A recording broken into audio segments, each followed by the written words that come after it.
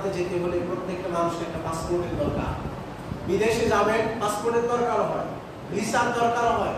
জান্নাতে যাবেন পাসপোর্টের দরকার হয়, তার নাম ঈমান। তার নাম হচ্ছে ঈমান। ঈমান থাকতে হবে ভেতরে, তাওহীদ থাকতে হবে। যারা চিরস্থায়ীভাবে জাহান্নামে প্রবেশ করবে এরা আল্লাহর কাছে কয়েক দফা আবেদন জানাবে বের হওয়ার জন্য, শাস্তি কমানোর জন্য, খাদ্য খাওয়ার জন্য। তার প্রথম আবেদন সূরা আয-যুখরুফ ৭৭ এবং ৭৮ নম্বর আয়াত। আল্লাহ সুবহানাহু ওয়া তাআলা বলেন, জাহান্নামীরা আমার কাছে একটা আবেদন করবে, সরাসরি আল্লাহকে বলার সাহস হবে না। জাহান্নামের রক্ষী ফেরেশতা, দারওয়ান, মালিক ফেরেশতা তার কাছে আবেদন করবে, বলবে ওয়ানাদাউ ইয়া মালিক লিয়াকদি আলাইনা রাব্বুক, ও ফেরেশতা মালিক শুনুন, আপনি আল্লাহর কাছে আমাদের জন্য একটা আবেদন জানান যে জাহান্নামে আমরা এই যে ঢুকেছি এখানে দেখে আমাদের জন্য কোনো শাস্তি ছাড়া আর কোনো ব্যবস্থাই নাই। আজীবন এখানে শাস্তি ভোগ করে আসছি, বছরের পর বছর, যুগের পর যুগ। আল্লাহর কাছে একটু দোয়া করেন, যারা আমরা জাহান্নামে শাস্তি ভোগ করছি তিনি যেন আমাদেরকে চিরস্থায়ী একটা বন্দোবস্তের ব্যবস্থা করেন, অর্থাৎ এই জাহান্নাম আমাদেরকে মৃত্যু দিয়ে দেন, কারণ আমাদের এটা অসহ্য হয়। অথচ আল্লাহ কি বলছেন, সুম্মা লা ইয়ামুতু ফিহা ওয়া লা ইয়াহইয়া, জাহান্নামে কোনো মানুষ মরবেও না, বাঁচবেও না।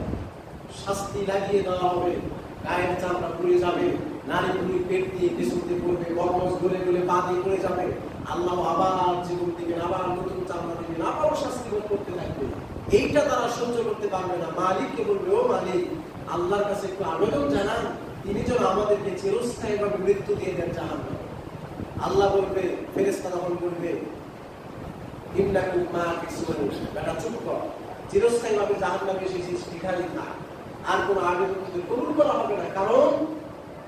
কারণটা কি?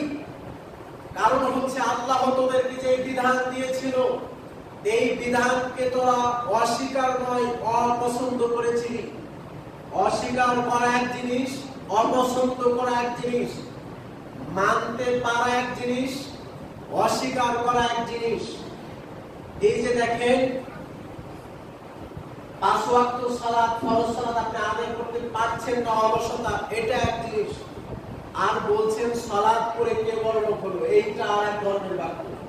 সালাত করতে পারছেন না, অলসতা বশত এক জিনিস, সালাত করে কি হবে এইটা ভিন্ন জিনিস। তো আল্লাহ বলছেন, দ্বীন এবং ইসলামকে আমি যে দিয়েছিলাম তোমরা সেই জিনিসটা ইসলামকে অপছন্দ করেছিলে।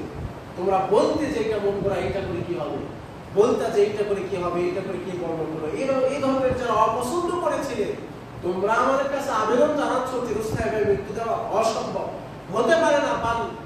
তোমরা এখানে অবশ্যই চিরস্থায়ীভাবে বসবাস করবে। সম্মানিত উপস্থিতি, এই কারণে বর্তমান সময়ে হুজুর থেকে শুরু করে সর্বনিম্ন শ্রেণীর মানুষ পর্যন্ত আপনি যদি লক্ষ্য করেন একটা ভিতরে স্বার্থ কাজ করে। যেখানে যার যেটা টিকে রাখার জন্য, ইমাম সাহেব তার মেম্বার টিকে রাখার জন্য সবসময় সে ধরনের কথাই বলবে, অথচ যেটা হক বলার মতো ছিল সেটা সে এড়িয়ে চলে যাবে। যেই ফতোয়া দিয়ে গা বাঁচানো ফতোয়া হবে, মেম্বার টিকে থাকবে, সে ওইটাই দিবে।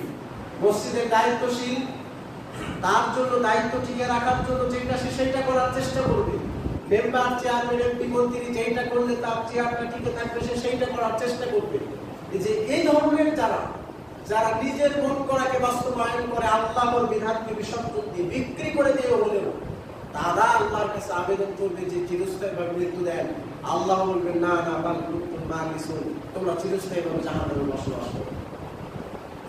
এক ধরনের আলেমও বিশেষ করে রাসূল সাল্লাল্লাহু আলাইহি ওয়াসাল্লাম বলে গেছেন যে আলেম সমাজের বিষয়ে এরা এতটা নিকৃষ্টভাবে মেনে ইনদিহিম তাখরুজুল ফিতনাতু ওয়া ফীহিম তাউদ, আলেমদের থেকে ফিতনা বের হবে, আলেমদের থেকে ফিতনা ফিরে যাবে, তাদের থেকে ফিতনা বের হবে, তাদের দিকে ফিতনা ফিরে যাবে।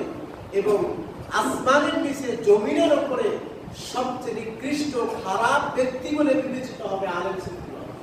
ইল্লা মাশাআল্লাহ, সবাই নয়, কিছু কিছু আলেমদের কারণে পুরো আলেমদের মধ্যে একটা বদনাম ছড়িয়ে পড়বে। তো এই ধরনের একটা নিকৃষ্ট জাতিতে তার পরিণত হয়ে যাবে। আল্লাহ আমাদেরকে হেফাজত করুন, সকলে বলি আল্লাহুম্মা আমিন। তার একটা উদাহরণ আমি পশ্চিমপাড়া মসজিদে আলোচনা করতে ওখানে উদাহরণটা বলেছিলাম, আজকেও স্মরণ হয়ে গেছে, যেটা না বললেই নয়। আব্দুল হাই মোহাম্মদ সাইফুল্লাহ বক্তব্য একটা উদাহরণ আমি শুনেছিলাম যে একজন আলেম আছে, আপনার খাগড়াছড়ি বান্দরবন ওইদিকে বেগুনের চাষ বা আবাদ বেশি হয়, তো মাহফিলে গেছে আলোচনা করতে গিয়ে চতুর্পার্শ্বে লক্ষ্য করছে শুধু বেগুনের চাষ আবাদ। তো মনে মনে একটা ধারণা করে নিয়েছে যে বেগুন ছাড়া আর কোনো আবাদ বা তরকারি এদিকে আমি দেখলাম না, সবজি পেলাম না। তো না জানি আমাকে মাহফিলে আজকে বেগুনের তরকারি বা সবজি খাওয়ানো হয়। তো মাহফিলে আলোচনা ওইরকমই করে দিয়েছে, যারা আলেমদেরকে বেগুনের তরকারিতে ভাত খাওয়াবে বা মানে নাস্তা করাবে তাদেরকে আল্লাহ সুবহানাহু ওয়া তাআলা জাহান্নামে বেগুনের তরকারি দিয়ে খাওয়াবে, নাউযুবিল্লাহ। তো আলোচনা শেষ করে বাড়িতে নিয়ে যাওয়া হয়েছে বক্তা সাহেবকে খাওয়ানোর জন্য। তো দেরি করা হচ্ছে, জিজ্ঞাসা করা হলো ভাই দেরি করছেন কারণ মুসাফির মানুষ অনেক দূরের পর থেকে সফর করে আসছি, একটু দ্রুত একটু ব্যবস্থা করেন। তখন বলছে ঠিক আছে হুজুর, আমাদের এদিকে তো বাগানের চাষ সবজি চাষ বেশি, তো আমার মা পাতাশি মাছ দিয়ে বেগুন রান্না করছে, এরপরে বোয়াল মাছ দিয়ে বেগুন রান্না করছে, গরুর গোশত এটাও বেগুন দিয়ে রান্না করছে। তো মাকে বললাম সবগুলো ফেলে দাও, শর্টকাটে হুজুরের জন্য খোদা রেখে গেছে ডিম ভাজির আলু ভর্তা করে দাও, এটা দিকে আসতে দিয়ে। এবার হুজুর পড়ে গেছে বিপদে, এখন ফতুয়া দেওয়ার জন্য একটা অপচেষ্টা চালাচ্ছে। কিভাবে? মাসদার কিতাবে আছে 40 পাতার ফলে অন্য কোনো তরকারি না থাকলে বেগুন খাওয়া চলে, ওইটাই নিয়ে আসে। বুঝতে পারছেন?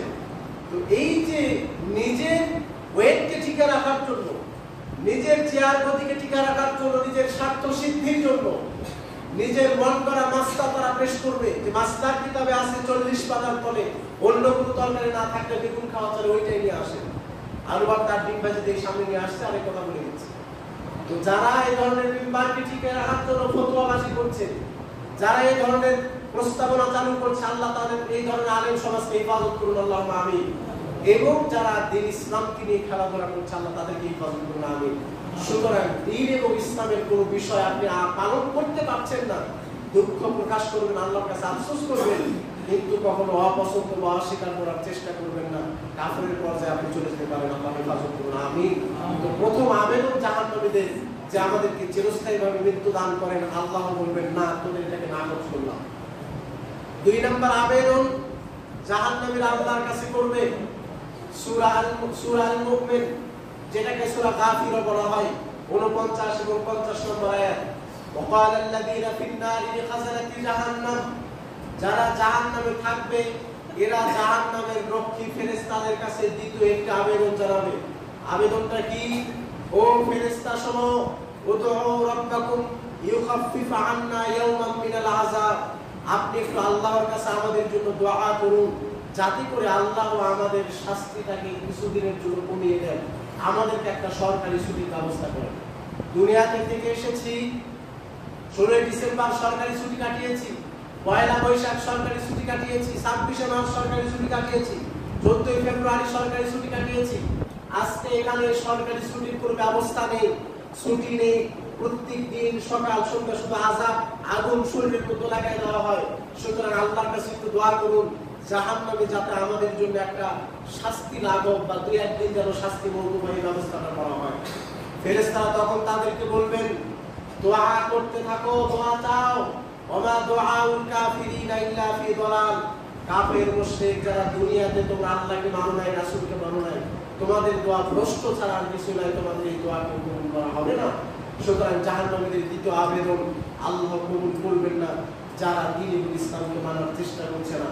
মুহাম্মদ সাল্লাল্লাহু আলাইহি ওয়াসাল্লাম স্পষ্ট একটা কমপ্লিট ধর্ম আমাদেরকে দিয়ে গেছেন, এর মধ্যে যারা আবার বিকৃত ঢুকাচ্ছেন, যারা আবার নতুন সংযোজন করছেন, বিয়োজন করছেন, নিজের বুঝ অনুযায়ী মানার চেষ্টা করছেন, এদের জন্য ভয়াবহ অবস্থা হবে।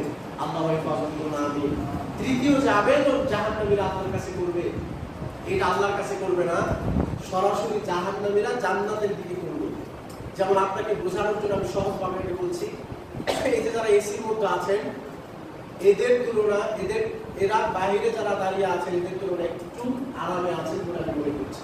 বাইরে প্রচন্ড গরম বারণ, তো যারা এসিতে আছেন আরামে আছেন, তো ঘরে এরা জান্নাত, আর এসির বাইরে ওরা হলো কি জাহান্নাম। মানুষ না, আমি একটা উদাহরণ দিচ্ছি আর কি। তো জান্নাতি এবং জাহান্নামীদেরকে এভাবে নিকটে নিয়ে আসা হবে, জাহান্নামের নিকটে জান্নাতীদেরকে নিয়ে আসা হবে। জাহান্নামীরা যখন দেখবে সুবহানাল্লাহ এত সুন্দর প্রাচীর, ভেতর থেকে বাহিরে, বাহির থেকে ভেতরে দেখা যাচ্ছে, এত আরাম আয়েশ, এত ফলমূল তারা জান্নাতে ভোগ করছে, আমরা যদি একটু ভালো কাজ করতে পারতাম হয়তো বা সেখানে থাকতে পারতাম, কিন্তু আজকে কেন কষ্টে? এই কষ্ট পেয়ে তারা জান্নাতীদের কাছে আবেদন করবে, তারা বলবে আন আফিদু আলাইনা মিনাল মা আও মিম্মা রাযাকাকুমুল্লাহ। ও জান্নাতি ভাইরা, দুনিয়াতে এক মায়ের সন্তান ছিলাম, আজকে তুমি জান্নাতে, আজকে আমি কেন জাহান্নামে? দুনিয়াতে এক কাতারে দাঁড়িয়ে সালাত পড়েছি পায়ে পা মিলিয়ে, তুমি আজকে আরামের আপেল ফলমূল নাশপাতি বেদনা ভোগ করছো এসির মধ্যে, আমি কেন বাইরে? দুনিয়াতে এক সমাজের মানুষ ছিলাম, আজকে তুমি জান্নাতে, আমি কেন জাহান্নামে? দুনিয়াতে এক দোকান থেকে বাজার করে কিনেছি, তুমি কেন জান্নাতে, আমি কেন জাহান্নামে? দাবি করতাম আমরা সবাই আহলুল হাদিস, আহলুল কোরআন ও সুন্নাহ, আমরা দাবি করতাম, আজকে তুমি জান্নাতে, আমি কেন জাহান্নামে? দোষটা কি, অপরাধ কি? শোনো, আনাফিজু আলাইনা মিনাল মা আও মিম্মা রাযাকাকুমুল্লাহ। আল্লাহ তোমাদেরকে ওই যে ফলমূল খেতে দিয়েছেন, পানি পান করতে দিয়েছেন, ওখান থেকে কিছু ফলমূল এবং আপেল আমাদের মধ্যে দিয়ে দাও। তখন জান্নাতীরা বলবে যে ইন্নাল্লাহা হাররামাহুমা আলাল কাফিরিন, নিশ্চয় আল্লাহ তাআলা এই জান্নাতীদের আরামায়েশ, এই খাদ্যদ্রব্যগুলো তোদের মতো কাফিরদের জন্য হারাম করে দিয়েছে। এই যে দেখেন অবস্থা, জান্নাতীদেরকে দেখে আবেদন জানাবে, সেইটাও আল্লাহ কবুল করবে না। কারণ আল্লাহ তাআলা পরের আয়াতে বলছেন আল্লাযীনা ইত্তাখাযু দীনাহুম লাহওয়ান ওয়া লাইব, যারা দ্বীন এবং ইসলামকে খেলা মনে করে, দ্বীন এবং ইসলামকে খেল তামাশা মনে করে, মুসলিমের পেটে জন্মগ্রহণ করেছে বিদায় মুসলিম হয়ে গেল, আর কিছু করতে হবে না। বাবা মুসলিম, মা মুসলিম, 14 পুরুষ মুসলিম, আমিও মুসলিম, বাস পরিচয় হয়ে গেছে, আর কিছু করতে হবে না। বিশ্বনবী সাল্লাল্লাহু আলাইহি ওয়াসাল্লাম বলছেন, সহিহ বুখারী এবং মুসলিমের হাদিস, ইউশিকু আইয়াতি আলান নাসি জামান, মানুষের মাঝে এমন একটা সময় চলে আসবে, এমন একটা যুগ চলে আসবে, লা ইয়াবকা মিনাল ইসলাম ইল্লা ইসমুহু, ইসলাম ইসলাম ইসলাম জয়ধ্বনি থাকবে, ইসলামের কোনো কাজ থাকবে না। লোকটা বলবে আমি মুসলিম মুসলিম, ইসলামের কোনো কাজ তার মধ্যে থাকবে না। ওয়ালা ইয়াবকা মিনাল কুরআন ইল্লা রাসমুহু, কোরআনের রসম থাকবে, মাসহাব থাকবে, প্রত্যেকটা বাড়িতে কোরআন সাজানো থাকবে, পড়ার মতো মানুষ থাকবে না। রমজান চলে গেছে, কোরআন লাউহে মাহফুজে উঠে গেছে, দুনিয়ার মানুষের মুখে আর কোরআন নেই।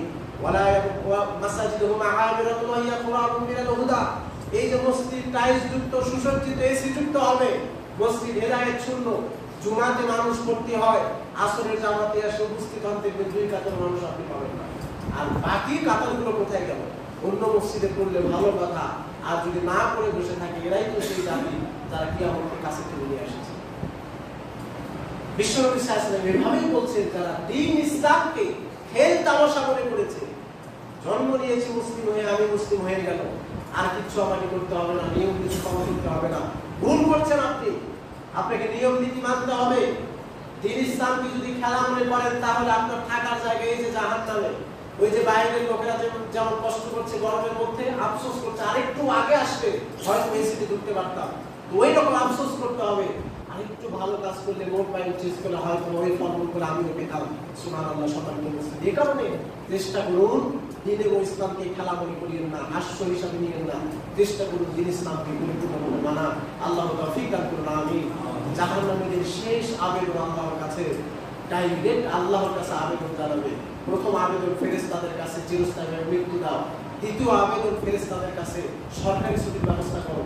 তৃতীয় আবেদন জান্নাতীদের কাছে, ফলমূল একটু পানিও আমাদেরকে দাও। একটাও আল্লাহ কবুল করবেন না। 4 নম্বর আবেদন তারা সরাসরি আল্লাহকে করবে, রব্বানা আখরিজনা মিনহা ফাইয়ুদনা ফাইন্না যালিমুন।